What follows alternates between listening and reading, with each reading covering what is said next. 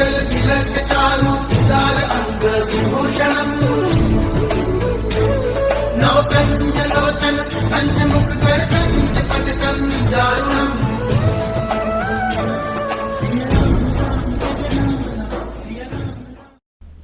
महाराज जी के आज के विशेषांक में रक्षा सूत्र परिवार के सभी सदस्यों का हार्दिक स्वागत है।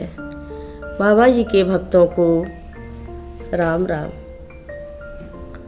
परंतु अपनी इन माधुरी लीलाओं के माध्यम से महाराज जी ने इन माइयों को अपने श्री चरणों में मात्र प्रश्रय ही नहीं दिया, अपितु उन्हें अर्थहीन सांसारिकता से भी बड़े परिमाण में उपराम भी करा दिया।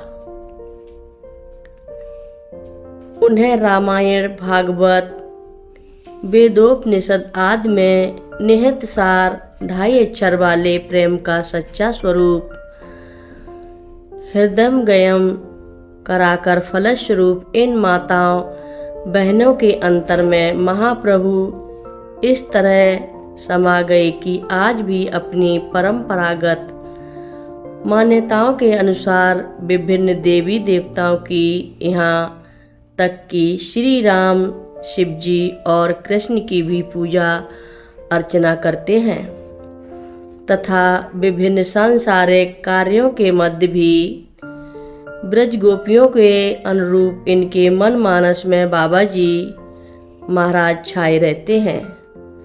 बाबा जी से परम प्रेम प्राप्ति का इससे अधिक उत्कृष्ट प्रमाण और क्या हो सकता है। और अंत तो गत्वा अपनी इन गोपिकाओं के प्रति सर्वदा सचेत बाबा जी ने वृंदावन तथा कैची धाम में अनुपम आश्रमों की स्थापना इसी उद्देश्य से करा दी कि मेरी शरीर लीला के उपरांत भी इन माइयों को वही प्रश्रय, आनंद और प्रेम इन आश्रमों के माध्यम से प्राप्त होता रहे जो मैं इन्हें देता रहा हूँ। कैची धाम में तो इसी लक्ष्य की पूर्ति हेतु अपनी इन शरणागत गोपियों को और भी पुष्ट आधार देने के लिए श्री माँ को प्रेरित कर अपना तत्वपीठ मंदिर भी अपनी महासमाधि के 2.5 वर्ष के भीतर ही स्थापित करवा दिया, जिसमें अपनी मूर्ति का प्रतिष्ठापन भी बाबा जी ने परिस्थितियों को सानुकूल मोड़कर अपनी परम निष्ठ भक्त माता लीला माई के हाथों ही करवाना स्वीकार किया। अपने श्रीमुख से स्वयं भी अनेक बार कहा था, यह आश्रम मैंने माइयों के लिए बनवाया है। और अब महाराज जी के इसी लक्ष्य का विस्तार श्री माँ ने वीरभद्र ऋषिकेश आश्रम के रूप में कर दिया है। अंततः एक विचित्र सत्य और भी, बाबा जी महाराज जब तब माइयों के मध्य भी बैठा करते थे। स्वतंत्र रूप से माइयाँ भी इसी प्रकार महाराज जी से बहुत अंतरंगता पूर्ण व्यवहार करती रहती थी, निसंकोच। परंतु महाराज जी के प्रति उनके इस सरल, निश्चल, निष्कपट एवं प्रेम भक्ति युक्त भाव को कई लोग, कई माताएं भी, मैं भी न समझ पाकर महाराज जी के प्रति गलत एवं विकृत अवधारणा बना बैठे।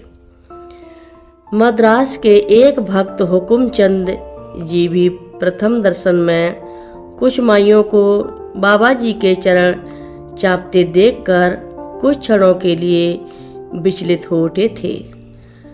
प्रत्युत्तर में महाराज जी ने भी स्पष्ट कह दिया था कि मैं तो माइयों का बाबा हूँ, परंतु साथ में यह भी कह दिया कि समय आने पर सब समझ जाएंगे। यही हुआ भी, और अब तो बाबा जी महाराज की उक्त लीलाओं की परिणति उसी के विरोधाभास स्वरूप हो रही है। आज श्री सिद्धि माँ को उसी प्रकार से घेर कर ना मालूम कितना बड़ा पुरुष वर्ग, जिसमें वे भी शामिल हैं, जो महाराज जी से उक्त संदर्भ के कारण तब परहेज रखते थे तथा महाराज जी एवं माइयों के प्रति भ्रमित भी रहे। बैठा रहता है माँ से वही अपेक्षा लिए जिसकी कि तब माइयाँ बाबा जी से करती थीं। यथा अंतर की आत्मिक शांति भाव सागर के दुखों से निवारण और साथ में श्री माँ से ही महाराज जी के स्वरूप का प्रतिबिंब दर्शन भी। वैसे भी सांसारिक बुद्धि लेकर ऐसी आत्मानंद विभूतियों के आचरण को समझ पाना सर्वथा असंभव भी तो है। इसी संदर्भ में बाबा जी महाराज ने वृंदावन में संकेत भी दिया था कि बहुत खराब समय आ गया है, सर्वत्र पाखंड व्याप गया है, अनेक रूप के गुरु और साधु पैदा हो गए हैं, पर विश्वास इतनी सस्ती चीज नहीं है कि जिस तिस पर लुटा दो। बाबा जी कहते रहते थे, गुरु करना जानकर, पानी पीना छानकर। सचेत रहने भर को ही यह संकेत था बाबा जी का। माँ मैं क्या करूं, ऐसी कोई आँख नहीं है जो मेरा पीछा कर सके। कोई मुझे नहीं जानता, कोई मुझे नहीं समझता। मुझे क्या करना है, उसे अपना शरीर छोड़ने से 4 दिन पहले बाबा जी ने कहा था। महाराज जी की कथाएं सुनने के लिए सभी भक्तों का धन्यवाद। महाराज जी सभी भक्तों पर अपनी विशेष कृपा बनाए रखें। हर रोज़ महाराज जी की कथाएं सुनने के लिए रक्षा सूत्र चैनल को सब्सक्राइब करें, शेयर करें और लाइक करें। घंटी बजाना ना भूलें। कमेंट बॉक्स में लिख भेजें, जय नीप करोरी बाबा जी महाराज। सभी भक्त मिलकर बोलो, नीप करोरी बाबा जी महाराज की जय बोलो।